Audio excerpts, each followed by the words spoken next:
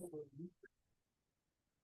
right, everybody, welcome back to a possibly distracted IntyCenter as I watch the Cavaliers try not to blow it against the Pacers 2 games in a row. So if I get distracted, it's because I'm watching the game while I'm doing this. But, whatever. The things that I do for FODEUSS. We'll get started off. We talk about an amazings, getting an RBI single from Frank Thomas in the bottom of the eighth and an RBI double with 2 outs in the bottom of the ninth to tie it at 3 in dramatic fashion. But because we all know Amazing B can't have nice things, Jason Varitek gets a 2-run double in the top of the 13th. Burning Strangers of Bleach, top Amazings, 5-3 in 13 innings. Another one we talked about in thread, Gaylord Perry went 8 innings, gave up no runs on 3 hits. He got a no decision. Old Hoss Radborn, he went 8 innings, gave up no runs on 5 hits. He got a no decision. It would take us until 2 outs in the bottom of the 11th until we would get a run. Todd Helton gets a 2-out single, as does Al Simmons. And then with Al Rosen batting, it's an Al parade. A wild pitch from John Smoltz let Helton score. It's a walk-off wild pitch, only run of the game. What the fuck is happening in FODEUSS? And again, we told you about this, but maybe those teams just aren't aware that you're allowed to score runs within the first 9 innings of the game. And you don't have to wait for extra innings because the very next day, they did it again. This time it was Amos Rusi with what would have been a complete game shutout if his team could score even a single run. And Rube Waddell with 7 1/3, 3-hit shutout innings. But in the 10th, Rusi gave up a 1-out single. And Heels buddy, just mute this next part. Rod Beck came in. He gives up a single to Hanley Ramirez. And then Larry Walker, Larry walks it off with a 3-run homer. In my head, Larry Walker at least gives Rod Beck the HBK, I love you, as he rounds the bases. And how about some West Coast drama? Willie Mays knocked in a run in the bottom of the first, but Steve Carlton would transform into the Stevest of Carltons. And thanks to a 3-run inning that ended with Hank Aaron getting caught stealing, Let's Play 2 led 3-1 heading into the bottom of the 8th. But an RBI double from Cal McVeigh and RBI singles from Tommy Holmes and George Wright, that puts the Pilots up 4-3.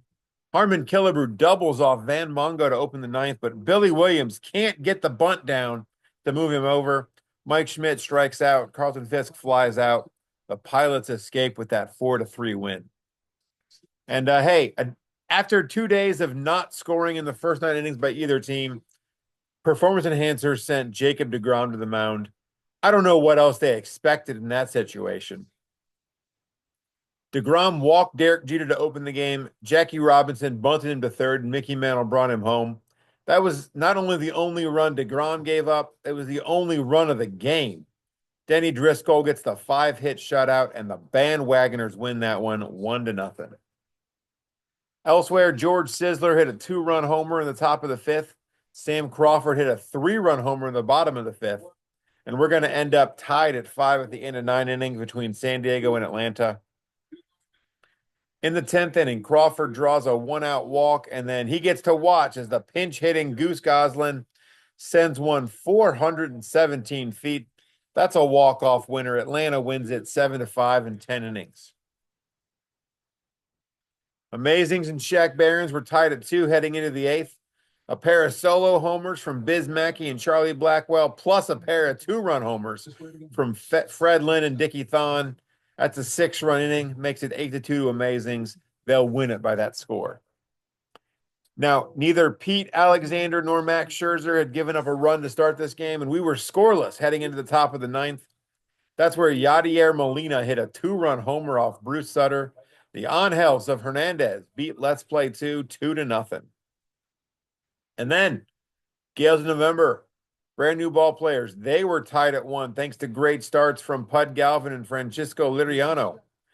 In the top of the 9th, Alex Rodriguez doubles home Oscar Charleston. And after Jonathan Papelbon loads the bases with 1 out, he escapes the jam, retiring Dave Bancroft, Kevin Kiermaier. That gets the 2-1 win for the brand new ball players. Bandwagoners, they found themselves down 3-0 entering the 8th inning at home against Atlanta. Jackie Robinson hits a 2-run homer in the bottom of the 8th. That makes it 3-2. Bryce Harper, Carl Yastrzemski, they each get 2-out singles to each score a run. Yaz's is a walk-off in the 9th inning. Pete Rose scores from second, beats the throw from Dale Murphy. The Bandwagoners win that one 4-3. Ed Walsh was very good. He gave up 1 run on 5 hits in 6 1/3 innings, but Dave Brown was better. He gave up no runs on 3 hits in 7 2/3 innings. Van Mungo retired all 4 batters he faced. The Pilots get the 1-0 win behind a Jack Clemens RBI double. How about Randy Johnson? He goes 8 2/3 innings of 5-hit shutout baseball, 11 strikeouts. Reseda beats the Enhancers 5-0. Carlos Baerga did what he couldn't do in the 95 World Series, gets a clutch hit off of Tom Glavine. Not that I'm bitter, Baerga. Not that I'm bitter.